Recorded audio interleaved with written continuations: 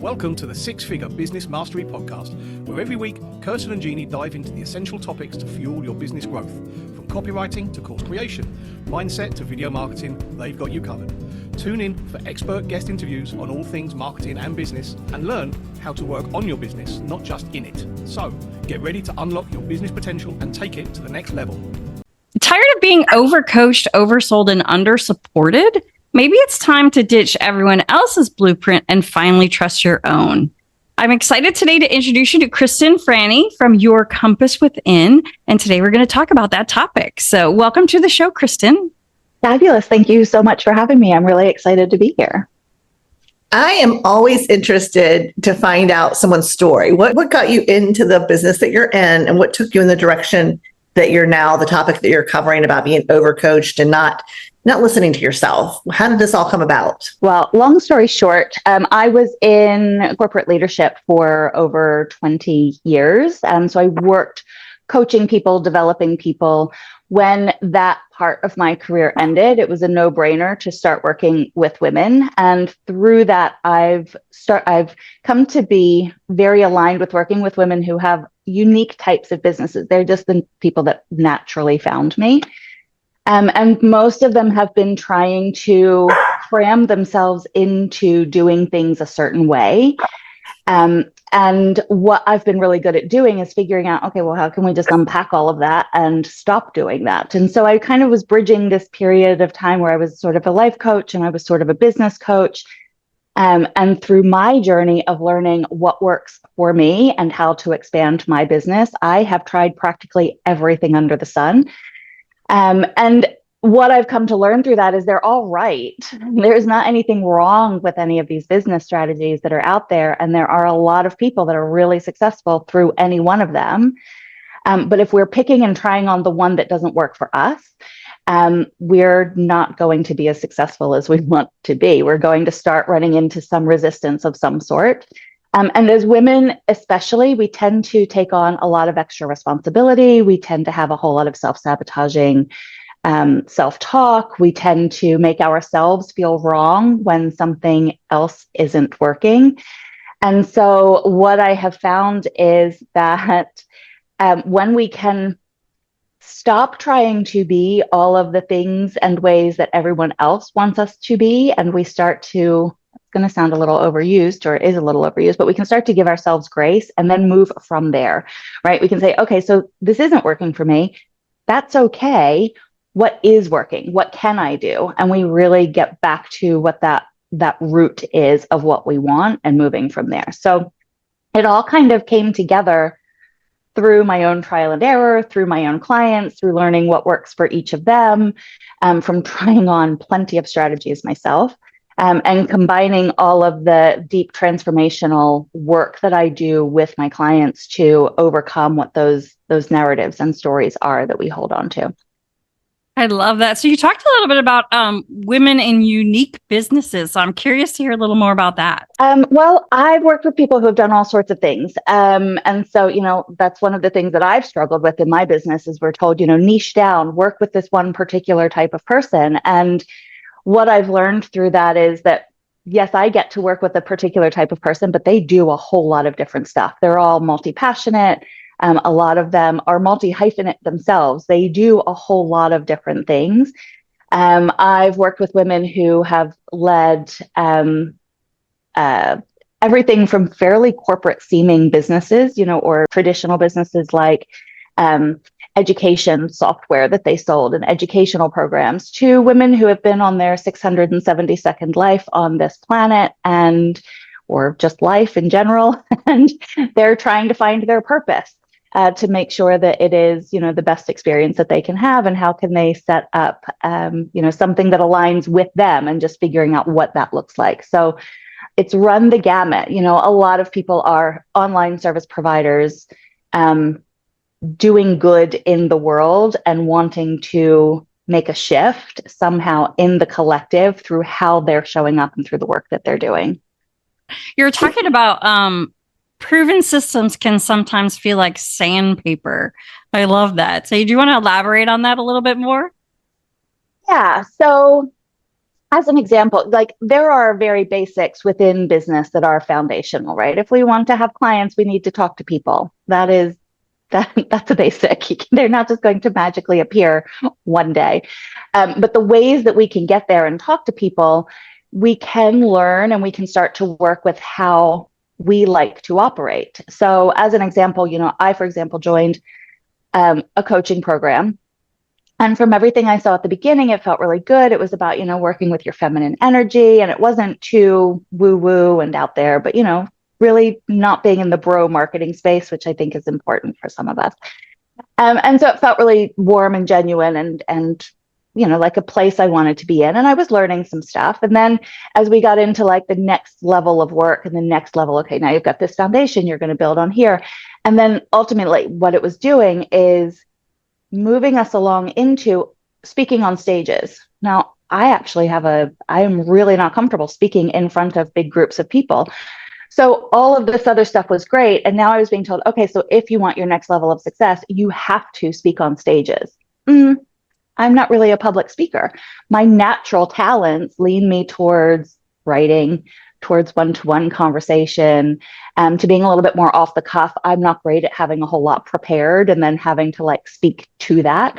So the foundations were great, but had I then forced myself into continuing on, that strategy felt like sandpaper. It was going against everything in my being that feels good and natural and the way I like to operate.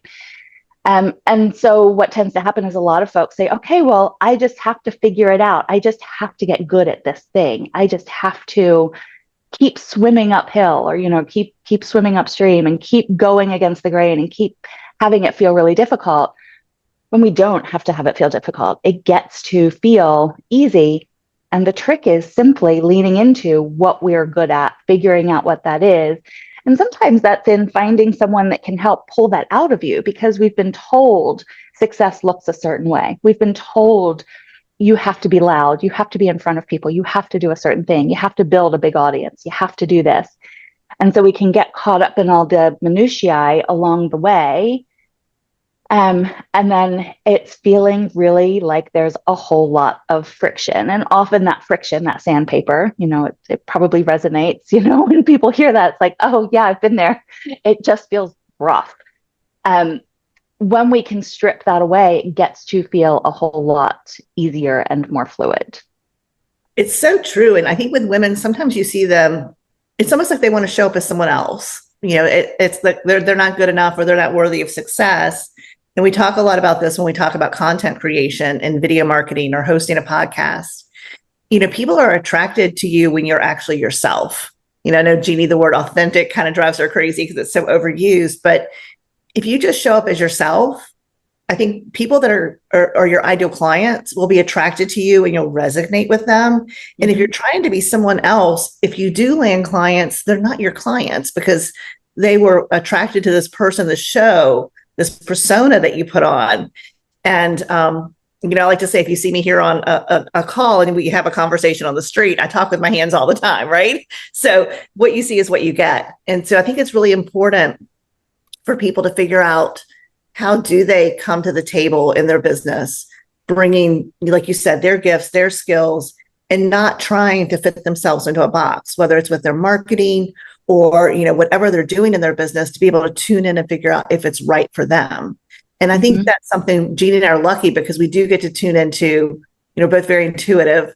So we do lean into what works. And we have to respect the fact that sometimes something that might work for Jeanne wouldn't work for me. Like, for example, she loves public speaking.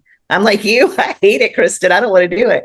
But by looking at what we like doing and where our unique abilities are, then we can support each other to do those things within the business rather than, like you said, trying to find it's like one path fits everyone. One size fits all t-shirt, Exactly. It's that one size fits all t-shirt, but it's too small for you, so it feels like really tight and restrictive and it doesn't fit. One of the things that I work with my clients on is figuring out who your favorite self is. And I love that you came into this term of, authenticity, because oftentimes too, I think that we're fed an ideal version, become your highest self, be your best self. And that intrinsically and inherently brings along a whole lot of judgment what does that look like? And we've been conditioned to behave a certain way through society, through culture, through our families, through our communities that we're in, that we get used to showing up in certain ways and with certain patterns, and they become our default, but they're not necessarily our true mode of operating. They might be things that we've been carrying with us since we were 10 years old and somebody said something mean to us. And we might not even remember what that situation is, but we came up with a coping mechanism, and we've been carrying that, and it's been getting bigger and bigger and bigger as we've gone along life and we've had our lived experience. And so I actually step my clients away from trying to become your best, most authentic self, and we lean into finding who is your favorite self. And there's a whole lot of work that we do along with that. And who, when you're showing up in your most favorite ways, when you're having the most fun, when you're feeling most aligned, who is that? What, and not what does everybody say it needs to look like, not what does everybody else expect from you, but what is your favorite day? If you could design your favorite day of working, what would that look like, and what would you be doing? What does your favorite self wear? Not what do you put on every day when you get up and it's the easiest thing to grab from the closet, but what does your favorite self actually wear?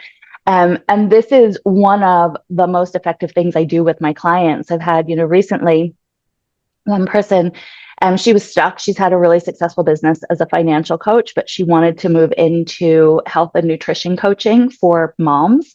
So it was, sitting really close to her heart. She's a mom. She had, turned her health around, and she knew how different she felt. But everything felt like it was going to be an uphill battle, that she was going to have to recreate everything the same way and doing all the same things that she had done for her financial coaching. So she knew how to grow a business, but it all felt really huge and intimidating and like it was going to be difficult. So we leaned into, okay, so what's your favorite self? We do some work on that. And I said, so what would your favorite self do today if she was growing this business? Oh, I'm just going to talk to my mom friends. Like, okay, so does that feel now like it's big and overwhelming and it's going to be difficult? And she said, oh my God, no. She's like, I can't actually wait to get off this call and go and talk to them. Like now, all of a sudden, I know exactly what my messaging is. Like she wanted to hone it a little bit. She said, but I've got my messaging. I know what offer I'm going to put out. Like all the stuff that she had been sitting there trying to think into existence just sort of magically appeared, right? It's not magically appeared, but she removed the resistance that was telling her that it was going to be hard, saw an easy path that felt really good for her. And she said, almost immediately, oh my God, I know exactly who I need to talk to. I have this person who does this, and we can run this little local event and it's going to be great. She said, I don't need to be, having this huge business with it, but I get to make the impact that I want to make with my people. And all I need to do is call up my friends. The version of the you that feels most natural. And, I agree, Jeannie, that, authenticity and being your authentic self is a little overused. And I think part of why it's overused is because we don't necessarily get into what that root is of, okay, so what is your authentic self? And so a lot of people can hear that, show up authentically. It's like, yeah, but what the hell does that mean? Because we've got so much other stuff that we're carrying with us. Yeah, that's totally true. I love remove the resistance. I think that's really so important and such a key. And it's funny because I was clicking through the channels the other day, and there was a program on, and it was the two people who hosted like What Not to Wear. But the program was about bringing people on and having them dress the way they want to, that way that makes them feel good, instead of what society says is okay for this job or that job. So I thought that was such a great concept that kind of mimics what you're talking about. Yeah, I love that. And hopefully there's more of this coming in because, I think that, individuality is super important. I like to think of it like we're all part of a tapestry. And if we were all the same color thread, it would be a really boring tapestry. And so, some of us are the little thin gold lines, and some of us are the, sturdier, darker colors that provide the shadow. And we need all of those, and we need all of us to show up in those in order to have richness of experience. And, the experience would just not be very fun if we were all the same. It's funny because I feel like, in the online space especially, there is, make $1 million in 20 minutes by doing this, right? There's this there's just so much out there that, not saying a person can't build $1 million business quickly, but you're not going to build it in 20 minutes. And I think what happens is it sets a lot of unrealistic expectations. And then they also give them things to do that may or may not work for them, like you said, but then it makes people feel like a failure when they can't make it work. And we talk a lot about the fact that in this day and age, having an online business doesn't necessarily mean that you can't locally network and bring in clients. I like to say there's usually $1 million in most people's backyards. So if your content hasn't taken off, if your community hasn't been built, and you really want to build your business, maybe get out there and network. See who in your area needs your help and your service, because there are people there who will need it. But what happens is I think we get sold this lie that you can just sit on your laptop, and do these things and make millions. And for some people, like you master Google ads or Facebook ads, and that's true. You can maybe grow a huge business a few hours a day on your business on your computer because you nail how to your ads and your service are just so dialed in, but it may take a while to get there. So I love the fact that you're asking people to look into themselves and figure out what feels right for them, and then figuring out ways to make it happen. Because again, no one's path is exactly the same. And I do know, like Jeanne and I, we took a class, we bought a course, and we joked there's 2 of us and it felt like a full-time job. So at the end of the day, we only have so many hours to learn and to do those types of things on top of actually servicing our clients and building our businesses. So I think the advice that you're giving is really important, to tune in to what feels right. And then it's okay if you don't finish a course or something. If you get halfway through it and it's not right, then you learn what you've learned and you stop. Yeah, absolutely. I think you hit the nail on the head too with, how so many people see all of these big giant promises of, oh, we'll insert you into our system. And so there's this theory that as soon as you set up online, you're going to have the big fancy lifestyle. I bought into that. When my job had finished, I was in Bali, and I'm going to be a digital nomad, and I'm going to have, 6 figures coming in. I'm going to match my corporate income in no time. And it took me 6 months to get my website set up, because I had no idea what I was doing. It was ready, and then I would change it, and it was ready, and I would change it. And then I finally launched it. I'm like, okay, this is it. Business is open. And my mom looked at my website, like, yay. And it was tough because too, I was there and there were other people that were showing that they were having these huge successful businesses. And, they're on their social media feeds, of course, they're sipping Mai Tais and working with clients. And I couldn't even find an internet connection that was stable enough to host a call. I was like, what am I doing wrong? And what I didn't take into account is what their existing network might have already been. They might already have had clients. That might not have been their sole source of income. So many other things that were going on. And, any strategy will work, but what we often aren't being shown is what the most successful people who are selling that, they've got something that they're trying to sell. So they're not going to show you the friction points. They're only going to show you the easy things, which isn't real life. And also, we're not then necessarily taking into account, what are they already bringing to the table? Do they already have a really large existing network? Reach out to people that well, if you don't have a very big network of people that are your dream client, it might take you a little bit longer to build that network up. And it's not to say that it's not going to work, but also that, I think we can get stuck in this whole cost fallacy, and we keep plodding along doing something for a little bit too long. And we have to get really honest with ourselves and say, okay, is this working or is it not? We have to take time to have CEO days, to come out of our business and look at what's really happening, which can be hard often for solopreneurs, because there's not another sounding board. There's not another person that's there. And so we have to say, okay, maybe it doesn't feel like I hit that milestone that so-and-so promised I was going to hit, but what have I done? What are the success points that I've had along the way? How can I grow on those? And maybe that's where the secret sauce is, instead of, how can I improve this tiny little thing that's not working and hope for the best, that's what the magic thing, the magic bullet that's going to turn everything around overnight. What is already working, and how can I go bigger on that? Because that's also removing friction. That's making things easier. So if it's more comfortable to get out and network and talk to people and, just tell people in the coffee shop what you do and get curious and ask questions. It's as important to get curious about who's in your network as it is to get curious about what's happening with you and how our resistance is sometimes creating that feeling of sandpaper.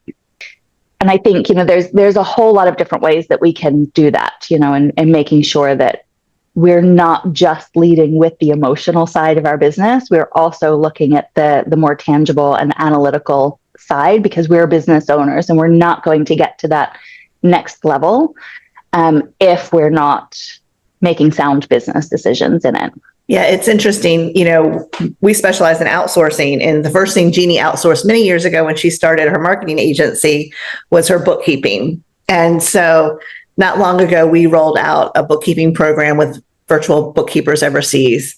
And it is amazing that one of the things I think that drains our energy and causes us to not have clarity is the fact that we try doing things that we really hate doing and that we're not good at, right? So like Jeanne and I always like to say, if you can hand something off, for $6 to $10 an hour, why would you keep doing it? And there's so much freedom in understanding that you don't have to be perfect at everything, and you don't have to be able to do everything in your business, that you deserve to have support in your business. And Jeanne, I think for you, you really expressed what a game changer that was for you on your mental health and your creativity. Yeah, absolutely. Yeah. It was the guilt of coming in my office every day and seeing a stack of receipts, knowing that, I should be inputting these. It's not hard. It's not rocket science, but I don't want to do it. But it was, daily. And then, thinking of all these other things, bookkeeping wise, that I wasn't getting done, reviewing my numbers, that type of thing.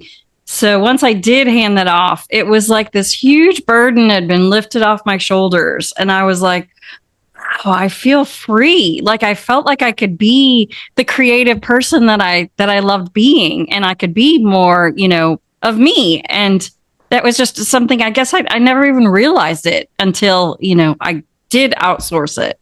And then it was lovely. But, it's so true that, and the mental bandwidth and the amount of energy that goes into, oh, I should do this, I should do that, I need to be doing this, I need to be doing that, means that you don't have the energy to show up on the things that you actually love to do. And so, it's figuring out, and you found a great solution for you. And so that's what I really enjoy helping my clients with is, okay, so where's the friction point? How can we solve that? What's the best solution for you? In solving that. One of the things I've been working with a little bit is, human design. We're all wired differently, not all of us show up with the exact same skills and gifts. And so why not rely on each other in different ways to be able to get us that support that we need? I love that. I love that. So it sounds like you have so many things to offer for so many different types of businesses. So Kristen, tell us a little bit about, if people are listening and wondering, wow, I really want to talk to her and maybe want to work with her, what's the best way for them to reach out to you? The best way to reach out right now is on Instagram, or they can drop me an email at kristen@yourcompasswithin.co. Not .com. And I will open up a conversation. There's a whole lot of freebies and low cost ways of, testing out the work that I do on my Instagram, and the links at the top. My website is in design because I'm changing my branding. Hopefully that's up and running by the time we're live, but it might not be still. So Instagram is the best. And then we just have a conversation, see what's the best way to move forward and what support somebody's looking for. And if I'm not the best support, then I might know somebody who is. Kristen, this has been such a delight, and I just love everything that you're doing, and we appreciate you being that kind of person who can help others, grow their business. So thanks for joining us today. Thanks for listening to the Six Figure Business Mastery Podcast. If you enjoyed listening to this episode and you are ready to leverage video marketing on all online platforms, or maybe even start your own video podcast, then you need to check out the Done For You and Done With You program at themarketingvaadvantage.com and take your business to the next level.